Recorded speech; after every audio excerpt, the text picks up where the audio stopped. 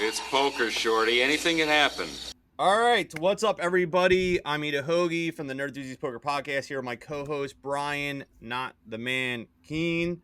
And we have a special guest that we're going to introduce in just a minute.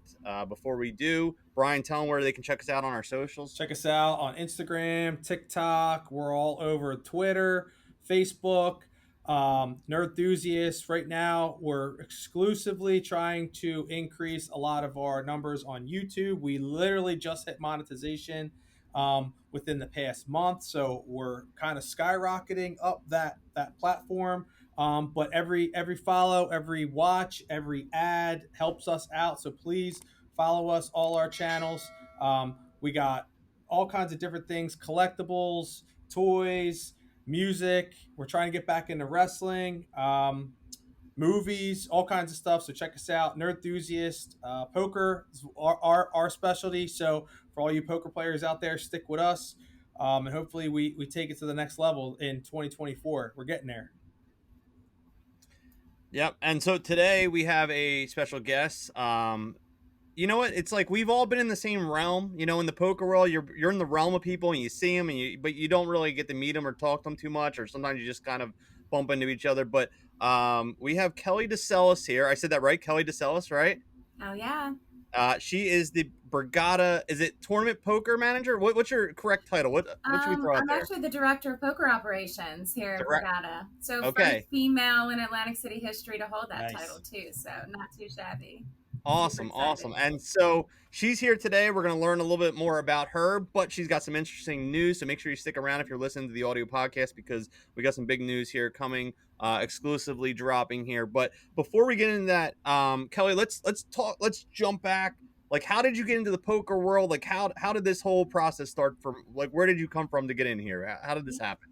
Well, I was born in a small town. No, I'm just kidding. But I actually was born in the deep South. But Borgata did bring me to Jersey, so turned me into a Jersey girl for sure. I think I fell in love with poker in probably 2006. And I had to leave Borgata for a short period of time there, work my way around the city. I was a Showboat girl for many years. I don't know if you guys ever played poker. I was going to bring that up. I was like, I'm pretty sure the first place I ever met you or played was at the Showboat. And that, like, the Showboat for me and Brian still to this day, like, it holds a spot in my heart, that little poker room. I loved that poker room. That was like one of my favorites back in the day. Of course, 100%. I still run into players all the time at Borgata, and they're like, do you remember the Showboat? Do you remember? I'm like, of course I do. It was like, of course, who could forget it, right? But then, I jumped over to Revel, and Revel had a super successful poker room for about 18 months, and then landed back here at Borgata under Tab Dichato, who was our TD here before. Phenomenal mentor, phenomenal guy, and just really kind of sunk myself into the whole Borgata thing here and their tournaments, their live poker, and got to mentor with Vincent Alongi, who was the former director. And now here I am, and it's phenomenal to be here, and it's phenomenal to be here talking with you guys. Did you take Tab's position? Like, he retired. Did you take over that, or what? Or so really, unfortunately, COVID did a lot to us, right? COVID did a lot to everybody. And so when we came back from COVID, we only were able to open up our live room. And so there wasn't really a tournament staff that was brought back. Deb Daly was our tournament coordinator. She runs the poker side of things over at BetMGM Poker. So it's been phenomenal being able to work with her. But while we were closed down, Tab had actually taken a job with BetMGM Poker. So all of our tournament people had kind of gone over there with them. So when we relaunched and came back, we were still working with them, just not in the office. They were working on the BetMGM Poker side, which was really cool. And then Tab did decide to retire out, but they never really reopened the director of tournaments position. They were just kind of like, here, you guys can do this now. And so we're kind of trying to we're not rebuilding the wheel, right? Tab had a great, amazing platform already here, and we're just trying to kind of get back to normal with what he had in place. Yeah, I think that, you've been doing a great job, and it's like you had Tab that was like a lot of poker players knew what he can do. So now you're stepping into those shoes. So now I feel like you have a lot to hold up, but you've been doing very well from our side of things of watching what you've been doing so far. So Thank you. So I'm curious to see what goes on in the future with the Borgata. We're going to talk a little bit about that. So hold on, I want to follow up with one thing real quick. You mentioned you were at Revel for a short time. This is so Brian is banned from there. Well, no. I was at Revel from the moment it opened to the moment it closed, just so you know.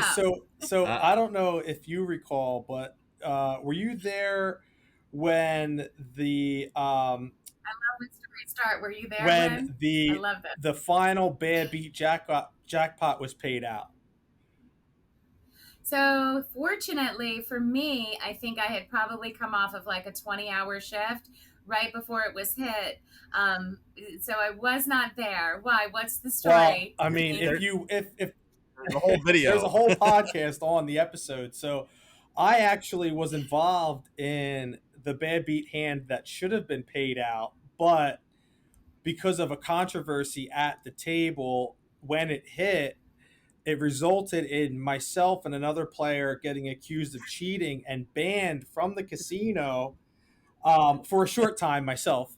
And then it wound up hitting later. But long story short, it actually played a vital role into the my engagement, because after I got my ban lifted, I actually used my ban at the Revel as a way to propose to my wife. I pretty much faked my arrest in the spa, like as we were getting like a couples massage. There's a whole story on it, but there's a whole podcast on it. If you guys want to see, if you're listening to this and you want to hear the whole thing, there's a whole story on it. So Kelly, this story would have been even better if Kelly was actually the there. Thing is I would have remembered. See, that's the thing. She may have been like in the background. I would have remembered if she was there, because I do remember who the poker room manager was at the time, and I'm not going to put his name out there because I already badmouthed him in the podcast. But long story short, we all should have been paid out the way that the hand played out. But all good. I still love Revel. Right. It has a special place in my heart, only because, well, it doesn't exist. Well, you know anymore. what I mean. What do you mean? Revel Ocean. It's identical. It looks the same, but it played a pretty big role in my story of my marriage and just everything. So it's good. So it's a love story. Yeah, I guess you could say that. It's like a tragedy. It is. It's a tragedy that it's like, yeah, it's like a Shakespeare play. But go ahead. New official sponsor. Gray Harbor Digital is a performance digital advertising agency that works with top brands like Capital One Shopping, Honey, and Lotto.com. Check them out online, Gray Harbor Digital.